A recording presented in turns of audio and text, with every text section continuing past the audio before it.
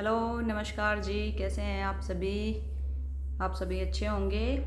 कल आरपीएससी ने एक तगड़ा रिजल्ट निकाला है ना हिंदी का। हिंदी 2025 लेक्चरर का जो एग्ज़ाम था वो हमारे 31 मई को हुआ था और उसका रिजल्ट इतनी जल्दी आरपीएससी ने दे भी दिया है। और रिजल्ट इतना चौंकाने वाला रहा है ना कि पहला तो भाई पकड़ के लाओ मेरिट बताने वाला ने इसलिए बेचारा चेयरमैन आरपीएससी का कहने लग रहा है कि यार ये फर्जी मत बताओ, है ना। जितनी भी आप लोगों ने ये कटाव फटाव बताने को ये खेल खत्म करो, नहीं हम कार्रवाई करांगा। और अब की बार जो हिंदी के रिजल्ट आए हैं ना उसमें इन्होंने चौंकाया ही है। ये कल आया है लेक्चरर का, स्कूल लेक्चरर का, उससे कुछ दिन पहले आया था जो असिस्टेंट प्रोफेसर का था उसकी कट ऑफ जो बताई थी, लोगों ने बताई थी कि 110 जाएगी या फिर मान लो 100 ही जाएगी कि भाई इंटरव्यू कॉल तो इतने में ही हो जाएगा। उसकी कट ऑफ गई है 136, ओबीसी की 127। ऐसे ही इसके अंदर लोगों ने बताया 290 जाएगी, 300 के ऊपर हो जाएगा फाइनल में। और कुछ लोग तो वैसे ही बता रहे 220 पे हो जाएगा, 240 पे हो जाएगा आपका डबल में। तो इन सब चीज़ों में कुछ ही नहीं है। ले क्या हो अब उनको कि 40% पे ही हो रहा है। और एमबीसी में तो मिलीनियर है बेचारा एक भी बच्चा एप्लीकेबल ही नहीं है। आप ये सोचो कि बच्चा का 40% तो आम ही, बालका के एक के भी 40% ना आया भाई। तो कुछ ना रखियो ये कट ऑफ में, कुछ ना रखियो। लोग बाग बस सिर्फ गुमराह करे, है ना। यूट्यूब पे लोगों का काम है अपने व्यू बढ़ाना, लोगों का काम है आपको कोई सच्ची बात नहीं बता रहा। कोर्स बेचना, अपनी किताबें बेचना, सब बस सिर्फ एक तरीके से प्रोफेशन बन गया है। कोई सीरियस नहीं लेता, कोई ऐसे नहीं चाहता कि भाई आपका प्रॉफिट हो रहा है, आपका लॉस हो रहा है, किसी को कोई मतलब नहीं है। इसलिए प्लीज़ मेरा भाई और बहनों जागो, ज़्यादा कोचिंग का चक्कर आप मत पड़ो। ऑफलाइन ऑनलाइन सब कोचिंग को यही हाल है, ठीक है। ज़्यादा कंटेंट के पीछे मत भागो। रिजल्ट से यही सीख मिला है कि कम से कम हम अपना बेस अच्छा से तैयार करा। हमें अभी तैयारी करनी है ना। ये नहीं करना है कि पेपर आए जब हमें तैयारी करनी है, नहीं, हमें कंटिन्यूटी में तैयारी को रखना है। अभी से तैयारी करेंगे तब जाके अगली वैकेंसी के लिए हम एलिजिबल होंगे। कुछ लोग कहते हैं कि भाई मैम तैयारी तो चलो कर ले, पर तैयारी के लिए टाइम नहीं मिलता या फिर मन नहीं कर रहा, अभी वैकेंसी नहीं है, तो फिर कैसे तैयारी करें। भाई वैकेंसी हो ना हो, अगर सिलेक्शन चाहिए तो तैयारी करनी ही पड़ेगी।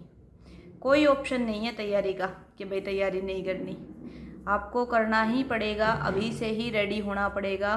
तो उठो, जागो और दौड़ो। और जब तक मत रुको जब तक तुम्हें तुम्हारा लक्ष्य प्राप्त नहीं हो जाता। समझ रहे हो मेरी बात को? ध्यान से समझो। किसी का चक्करा मारने की ज़रूरत नहीं है।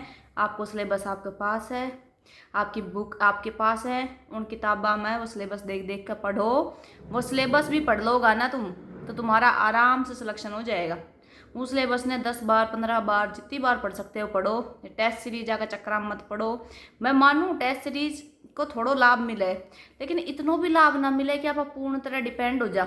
अपनी आदत इतनी खराब हो चुकी है अब कि अपन क्या करते हैं, पूर्ण रूप से कोई भी चीज़ पे डिपेंड हो जाते हैं। चाहे वो कोचिंग हो तो कोचिंग अगर नोट्स पे डिपेंड हो जाऊँ, अलावा अपन की पढ़नो को ना, चाहे वो अपनी किताब हो, है ना, या कोचिंग का जो टेस्ट सीरीज हो, उस पर अपन इतने ज़्यादा डिपेंड हो जाते हैं कि बस अब इसी में ही सब कुछ क्वेश्चन आएंगे।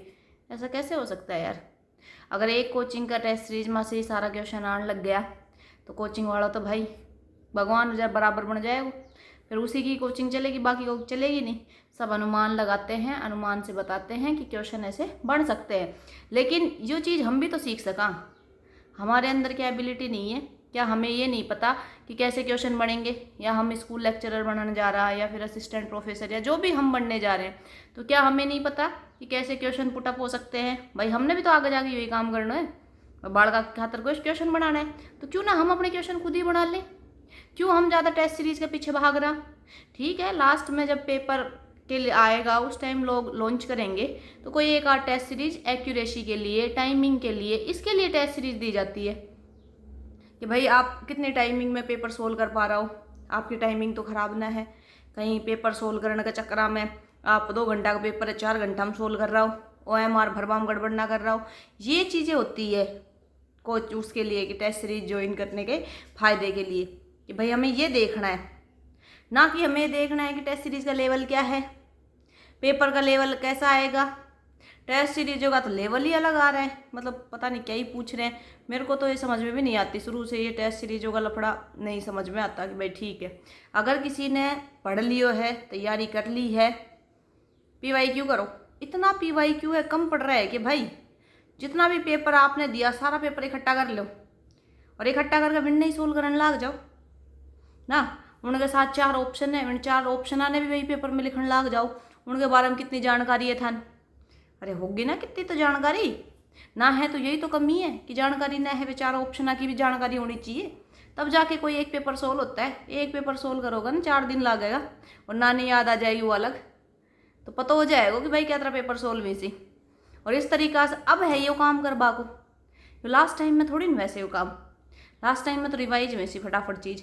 अब ठाला बैठा हो, अपना ही फर्स्ट ग्रेड का पेपर ठाकर देख लो, 2, 3, 4 साल का पेपर, और सारा पेपर ने बहुत ही अच्छे से सोल्व करो, बहुत बढ़िया तरीके से मैंने डिटेल में सोल्व करो, तब जाकर आपको काम बनेगा। ठीक है, तब आप ये सोचना कि आप सिलेक्शन की दौड़ में हो। ठीक है, फाइनल सिलेक्शन तो फिर भी और ज़्यादा रिपीट कराया जाओगा, तब जाकर कहीं होगा। इसलिए भाई अपनी आंखें खोल लो, मैं तो बार बार यही बात कहूँगी। कोचिंग का नोट्स के पीछे मत भागो, कोचिंग का पीछे मत भागो, टेस्ट सीरीज के पीछे मत भागो। भागना ही है तो RPSC का पैटर्न के पीछे भागो। देखो हर एग्जाम में RPSC किस हिसाब का क्वेश्चन पूछ रही है, हर एक टॉपिक से किस हिसाब का क्वेश्चन पूछ रही है।